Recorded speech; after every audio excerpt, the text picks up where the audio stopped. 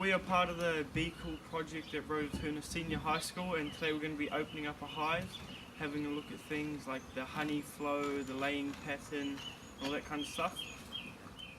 And some of the equipment we're going to be using is some gloves, a bee suit which is protective against bee stings. It doesn't completely eliminate the risk of them but just minimises it, and some gum boots and some hive tools, a smoker to smoke the bees so they think that there's a fire and they get the honey and they're not focused on defending their hive against us. So right now Caleb and Declan are smoking in the front of the hive so the bees think their hive is going to set on fire. This makes the bees' first priority of getting the honey, so if the hive is on fire they are ready to move. The next thing that Declan is doing now is opening up the hive mat. And while Declan's doing that, Caleb will smoke into the corner he just pried open. This also has the same effect as smoking in the front of the hive, and also slightly calms the bees down.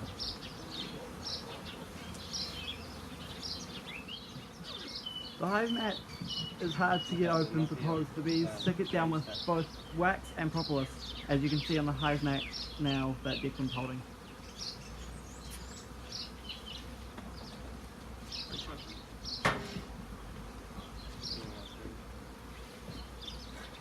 Declan is now going to remove one of the frames from the outside edges of the super.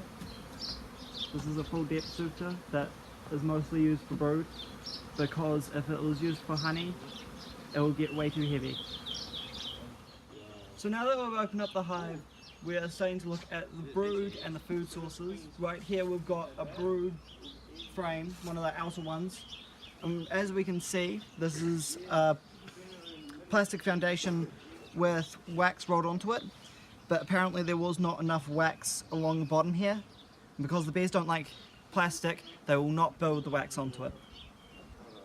The laying pattern is actually quite nice. It's all centered with bits of honey and pollen on the sides, but you can't see it because the bees are clumped over it. It's all capped brood. There are some larvae, if you can see that. And in the middle, they are starting to build a queen cell, which is this one here.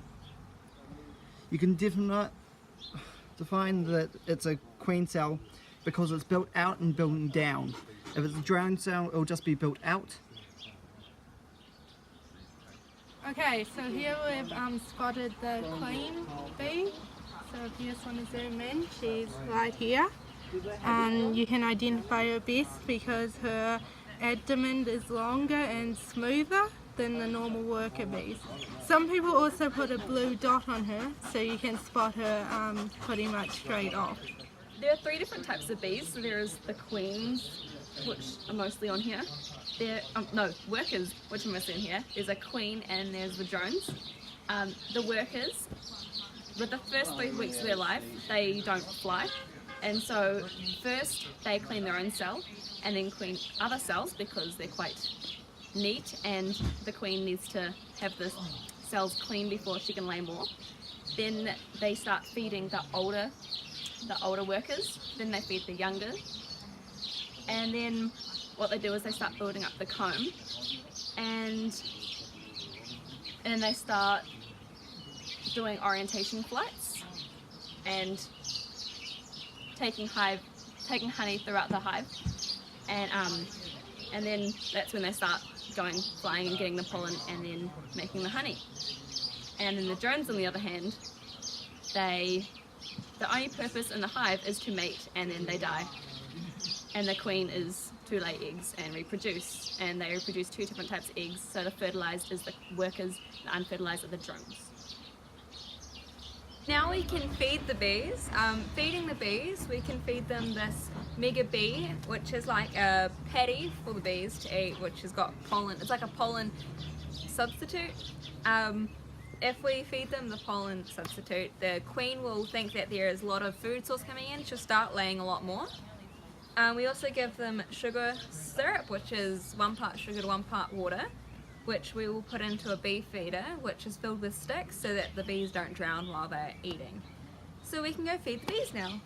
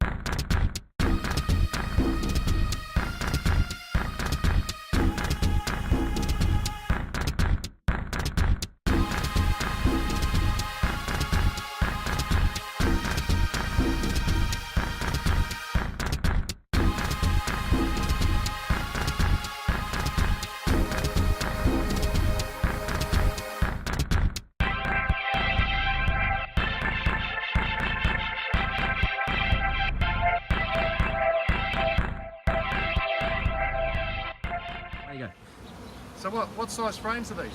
3/4. 3/4 frames, right? So when this is full of all capped honey like we've got here, but it's fully completed and drawn out and kept, you should get about 2.5 thereabouts, give or take, kilos of honey out of that one frame. So if we've got 10 frames in this box, how much honey should we get out of that box? 20 kg.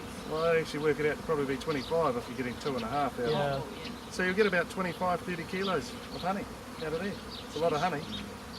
That is a lot of honey.